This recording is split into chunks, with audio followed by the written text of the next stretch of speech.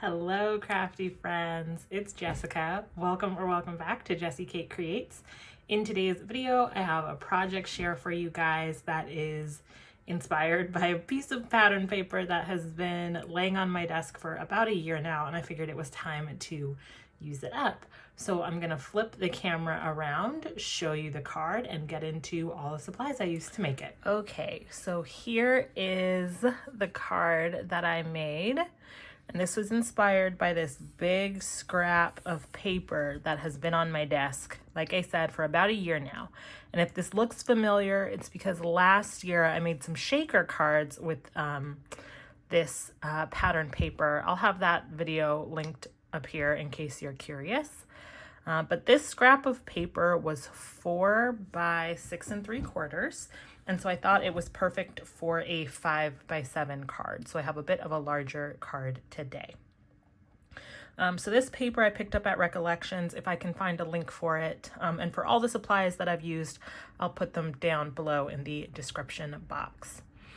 For the numbers on this card, I used this die set from Spellbinders. This was their large die of the month in February 2021, I believe. Yep, and it's called the Birthday Wishes for Everyone die. But I just like these large numbers. So what I did, I stacked these die cuts. Hope you can see that. I used, I don't know, maybe 2 or 3 layers of white cardstock, and then I used a topper layer of gold. So these are nice and dimensional on the card. For the sentiment on the card, I use this teeny tiny die set from the Greetery called Year In, Year Out Sentiments. These are great for graduation cards, but some of these you could also use for birthday and encouragement cards. So I just think this is a great little stamp set. And I just stamped that in black onto a piece of cardstock and popped it up onto some foam tape. So this is a little bit dimensional as well.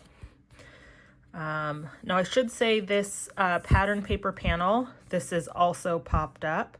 So there is a lot of dimension on this card. It's about 2 layers of foam tape thick between the panel and the sub sentiment. To add a little bit more, I don't know, interest and sparkle and shine to the card, I added some black glitter paper. This is just Recollections brand from Michaels, but I just thought it added so much interest to this card. Now, after I had adhered this pattern paper panel, I decided that there needed to be more separation between the main panel and the glitter. But I wasn't going to try to rip it off. So instead, I have this gold leafing pen in my stash, and I just very carefully put it along the edge of the pattern paper, and I thought that really did a good job to set off this middle image of the card. So those were the supplies for the front of the card. Now for the inside of the card, I stamped a sentiment, and this sentiment is from Crafter's Companion. This is a stamp set that I picked up a few years ago at Tuesday Morning. This one's called Everlasting Love, but I just really loved this chunky graduation sentiment that says, "May you celebrate your graduation, remembering special memories from your past and exciting dreams for your future." I thought that was just so perfect. And I also added a little die cut graduation cap. Now, y'all, this, you know how you can get the fancy graduation stoles that like you can decorate them to say things? Well, a few years ago, Michaels had some that were like they had shaker elements inside of them. So I bought one. It was on clearance. I bought it, and I mainly bought it for the little shaker bits that were inside of it. It was 2 years ago, 2021. But it had like graduation hats and these little stars and all the 2021 numbers. I didn't really have any graduation items in my stash at the time, so I went ahead and used this. So I knew I still had this cap, so I went ahead and added it to the inside of the card.